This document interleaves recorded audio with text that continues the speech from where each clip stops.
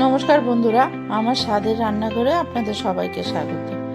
আজকে আমি সর্ষে বাটা নারকেল দিয়ে সজনে ডাঁটা রান্না করে দেখাচ্ছি।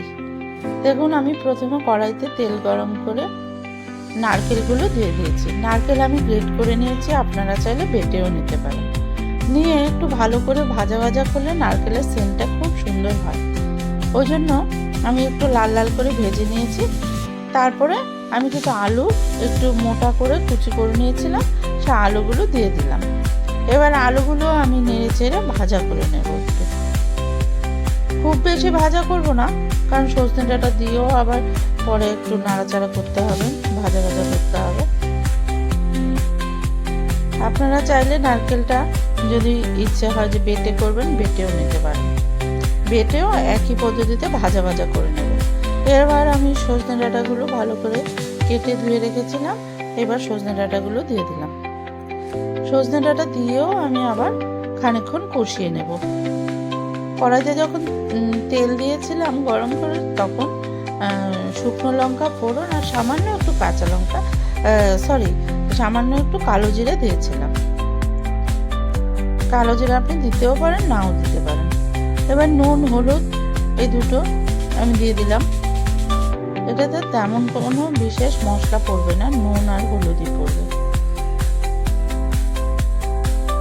এবার নুন হলুদ দিয়ে আমি ভালো করে নেড়ে চেড়ে নিচ্ছি এবং জিনিসটা কষিয়েও নিচ্ছি। দেখুন, আমার অনেকটাই কষানো হয়ে গেছে। এবার আমি সর্ষে বাটাটা দিয়ে দিলাম। সর্ষে বাটাটা দিয়েও আমি খানিকক্ষণ আবার কষিয়ে নেব। নারকেলটা যদি আপনি প্রথমেই একটু ভাজা ভাজা লাল লাল করে ভাজা ভাজা করেন, তাহলে দেখবেন খেতে খুব সুন্দর একটা নারকেলের সেন্ট উঠবে এবং খেতে খুব সুন্দর হয়। আর যদি নারকেলটা একসঙ্গে দিয়ে দেন, অতটা সেন্ট হয় না।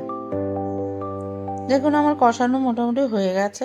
এবার মিক্সির বাটিটা ধুয়ে যে সর্ষে বাটা করেছিলাম, সেই জলটা আমি দিয়ে দিলাম।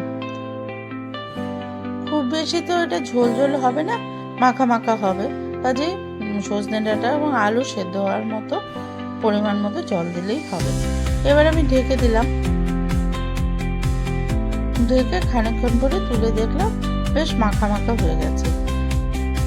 এবার আমি কড়াই থেকে নামিয়ে নিলাম। দেখুন কি সুন্দর মাখা মাখা হয়েছে এবং খুব সুন্দর হয়েছিল খেতে। আপনারাও করে খেয়ে দেখবেন। আর বন্ধুরা, আপনাদের যদি আমার ভিডিওটি ভালো লাগে, অবশ্যই একটা লাইক, সাবস্ক্রাইব এবং শেয়ার করে দেবেন। আর ইনস্টাগ্রামে এবং ফেসবুক পেজে একটু ফলো করে দেবেন।